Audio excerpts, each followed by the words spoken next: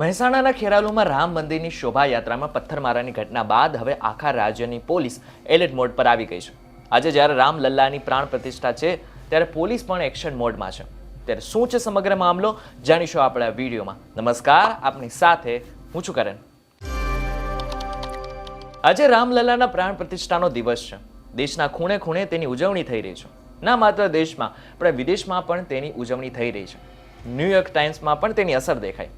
પણ આ બધામાં ગઈકાલે મહેસાણાના ખેરાલુમાંથી એક એવી ઘટના સામે આવી જેને આખા રાજ્યમાં ચર્ચા જગાડી. શોભાયાત્રામાં પથ્થરમારાની ઘટના બાદ હવે પોલીસ અને સરકાર એલર્ટ છે. શ્રી રામ મંદિરમાં પ્રાણ પ્રતિષ્ઠા મહોત્સવના એક દિવસ પહેલા એટલે કે રવિવારે સાંજે મહેસાણાના ખેરાલુમાં રામ યાત્રા કાઢવામાં આવી હતી. આ યાત્રા દરમિયાન ખેરાલુ હાટડિયા વિસ્તારમાં શોભાયાત્રા પર પથ્થરમારાની ઘટના સામે આવી. શોભાયાત્રા બજારમાંથી પસાર થઈ હતી ત્યારે ધાબા પર રહેલા કેટલાક લોકો દ્વારા યાત્રા પર પથ્થરમારો કરવામાં આવ્યો.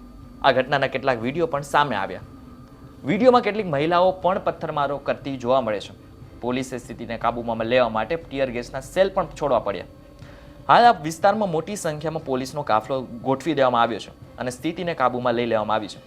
આ ઘટના પછી 15 શંકાસ્પદ લોકોની અટકાયત પણ કરવામાં આવી. જો કે આ વાતની જાણ ત્યાંના ધારાસભ્ય સરદાર ચૌધરીને થઈ તો તેઓ પણ ત્યાં પહોંચી ગયા અને મામલો થાળે પાડવાનો પ્રયાસ કર્યો. પણ આ ઘટના બાદ હવે પોલીસ એલર્ટ છે, કારણ કે આજે અયોધ્યામાં ભગવાન રામલલ્લાના મંદિરની પ્રાણ પ્રતિષ્ઠાનો દિવસ છે. એવામાં ગઈકાલની ઘટના પાછી ન બને એટલા માટે પોલીસ દ્વારા કાલ રાતથી જ પેટ્રોલિંગ કરવામાં આવી રહ્યું છે. રાજ્યના અલગ અલગ શહેરોમાં પોલીસ ગોઠવી દેવામાં આવી છે. અમદાવાદ સંવેદનશીલ વિસ્તારમાં પોલીસ ચાંપતી નજર રાખી રહી છે, જેથી કરીને કોઈ તંગદિલીનો માહોલ ના સર્જાય.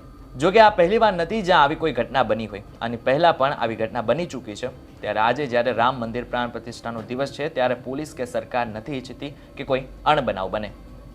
ત્યારે આ બાબતે તમારું શું કહેવું છે અમને કોમેન્ટ કરીને ચોક્કસ જણાવશો. જો આ વિડીયો થકી તમને કોઈ માહિતી મળી હોય તો વિડીયોને લાઈક અને શેર જરૂરથી કરજો તથા આવા જ અન્ય સમાચારો માટે અમારી ચેનલ નિર્ભય ન્યૂઝને સબસ્ક્રાઇબ કરવાનું ભૂલશો નહીં.